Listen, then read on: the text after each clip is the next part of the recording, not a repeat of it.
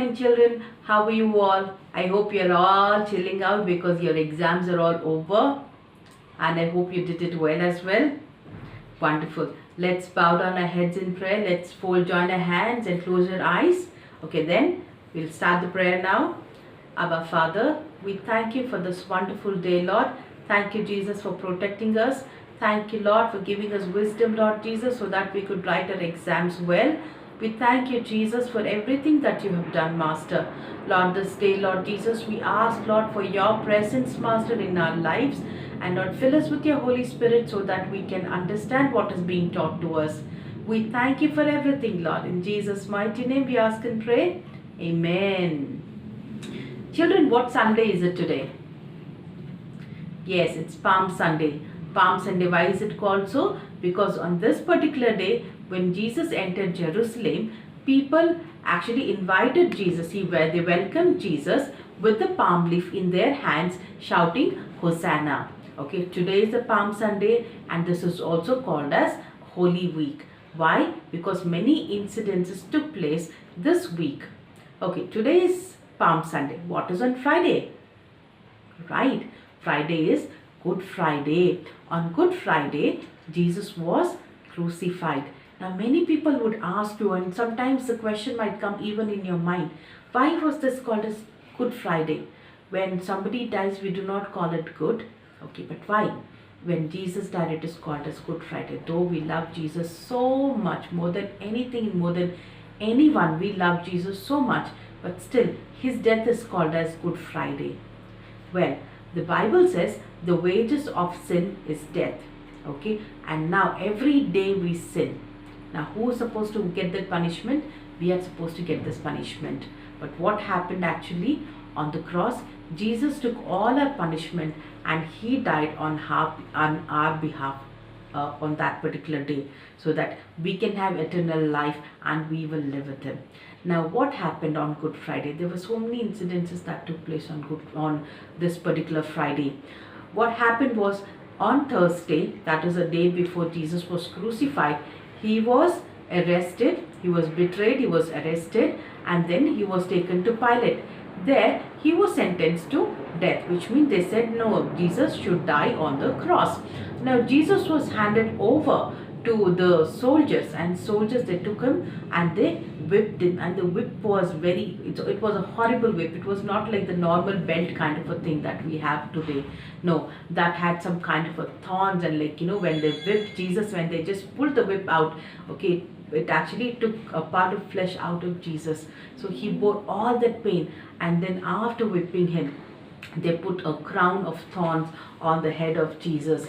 Okay, and that crown, the thorn that was there on the crown was this big. It was at least 2 inches big, and it was pricking. And Jesus bore all those things. Why? So that I and you can have an eternal life. And now what happened after whipping him, after putting the crown? Okay, they took everything off, and then Jesus was so weak because blood was oozing out from his body, and they made Jesus carry a heavy wooden cross. Okay, Jesus did not have strength, but still they made Jesus carry this wooden cross. Now on the way, Jesus was actually falling on the road. Okay, and then there was a person by name Simon. He had come from Cyrene. He was actually a visitor, a traveler kind of a person. But then what happened? They took Simon and they made him carry the cross that Jesus was carrying. And then what happened? Jesus was actually taken to a place called Golgotha, where he was crucified. And on the cross, what did they put? They put, this is Jesus, the King of Jews. They were actually mocking Jesus because Jesus was actually called the King of Jews. Now what happened was, Jesus was not the only person who was crucified that day. Okay, as we all know that Jesus was in the middle, and on either side of Jesus, 2 criminals were hanged. Now these 2 criminals, they were murderers, they were thieves, they deserved the punishment. So they were crucified. But Jesus did not deserve any kind of a punishment. He was sinless. He did not do any kind of a sin, but still he was crucified. And then what happened? On the cross, Jesus actually he forgave one of the criminals, one of the thieves, and he said the one of the thieves actually accepted Jesus Christ. He knew that Jesus was the Savior, and he said, Jesus, please remember me. And Jesus said, today you will be with me in paradise. So that is the wonderful wonder of God. Okay, whenever you are, whenever you know that you have sinned, when you come to Jesus, he will forgive you, and he will give you that peace, and he will give you that eternal life. So that is a wonderful thing about our Lord Jesus Christ. And now what happened? There was by evening Jesus Christ died, and then there was a person by name Joseph. He was from Arimathea. So he went to Pilate and he said, could you please allow me to take Jesus's body? And he actually buried Jesus's body in the tomb that was cut out of a rock. Now what happened? These people, that is the Roman people, they were thinking, the Pharisees and the Sadducees, what they were thinking is, if we allow Jesus's body to be kept in the tomb, okay, there are chances that all these disciples, they come and they may find Jesus's body and they might take him, because they remembered that when Jesus was alive, Jesus said that in 3 days, after I die, in 3 days I will come back to life. So they were afraid of that. Then they said, they told Pilate, you know what, Jesus's disciples may come and take the body out, okay, and they might proclaim that Jesus is resurrected. So they made sure that there was a big stone actually was rolled on the face of the tomb. And then what happened? It was sealed so that nobody will open the cave. And then the guards were put over there so that nobody will dare to even come over there. Now what happened was, all these things happened on Friday, and it was late in the evening. There was a tradition, okay, in Jewish custom, where they actually applied oil and some spices on the body of the dead person. Now there were few women who could not do it, but they wanted to do it, and the next day was Sabbath. So they thought, okay, so on Sabbath day they were not allowed to do any kind of a work. So on Sunday morning, early morning, Mary Magdalene and other women, what they did, they took the oil and the spices, they were going towards the tomb. Now what happened was, that was the third day, and they were thinking, who will roll the stone? Because the stone was not a small one, it was not a pebble, it was not of this size. It was a huge stone, and that was supposed to be rolled. It was difficult, and women, all, as everybody knows, are not that strong as men. So they were thinking, who will roll the stone? But what happened? When they reached the tomb, surprise, the stone was already rolled. Okay, and then they found angels actually standing outside, and the angels asked, do not be, when you see an angel, okay, dressed all in white robe, the first reaction that we have as human beings is we get scared. We see the scripture that even Mary, the mother of Jesus, was actually afraid when she saw the angel first. And what did the angel say? Be not afraid, do not be afraid. And the angel said the same words to Mary Magdalene. The angel said, do not be afraid. Okay, and then the angel said, the Jesus whom you are searching is not here, he is risen. And then what happened? These women, they were so happy, they were shocked, they were surprised, they were afraid. Then they ran to the disciples. And when they ran to the disciples, they told the disciples whatever has happened. And then what happened? 2 disciples among them, Peter and John, they ran to the tomb just to find out what has happened. Okay, when they went to the tomb, they did not find Jesus. Instead, okay, Jesus was wrapped in cloth before he was placed in the tomb. Those clothes were cleanly, it was actually folded and it was kept. And Jesus's body was not there. Jesus was resurrected on Sunday. So this is what happened. And then what happened? Peter and John went away. And Mary Magdalene, she loved Jesus so much. Why? Because Jesus had forgiven her big sins. Now what happened? See, she was sitting and she was just weeping and weeping and weeping because she could not find the body of Jesus. And then she saw a person, a man, in that particular place. And then what happened?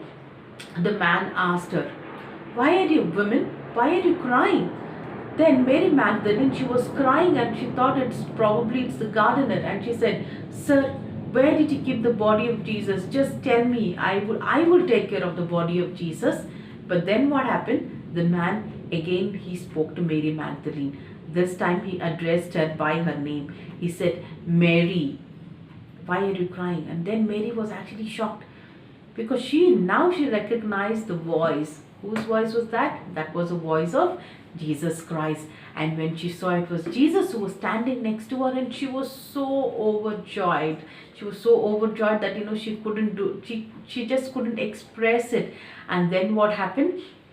She actually became the first witness. She went to the disciples. She told everybody that she saw Jesus Christ. And then what happened? Jesus appeared to everyone, all the disciples, for 40 days till he was taken up. And now what happened? After Jesus was taken up, he did promise that he will send a counselor to us. He will send a helper to us. Okay, and because Jesus has been risen from death, we have the hope that when Jesus comes back again, we will also rise up with him, and we will be in the heaven along with Jesus Christ.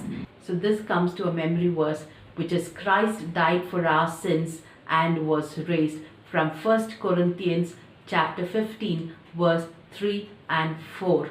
Now many of our friends, they do not know that Jesus is risen, because most of the time when they see the picture of Jesus, they see that there is a cross and Jesus is still hanging on it. So people will always think that Jesus is still on the cross. But where is Jesus? He is risen. Okay, now there are so many people who do not know this truth.